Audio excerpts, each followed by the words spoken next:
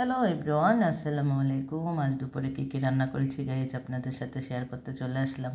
Guys তার আগে সুন্দর সুন্দর দুইটা শপিস দেখতে পাচ্ছেন, আমার ছোট ছেলে মেয়ে তারা এনেছে। আর দেখেন যে আর্ট করাটা, এটা আমার ছেলে আর্ট করেছে, ছোটোজন অপূর্ব।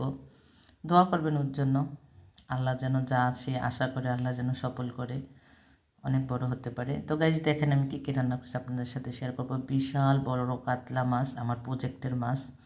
এটা হচ্ছে পেঁয়াজ দিয়ে টমেটো দিয়ে তেলপাতুরি করেছি, সাথে গরুর গোশ রান্না করেছি।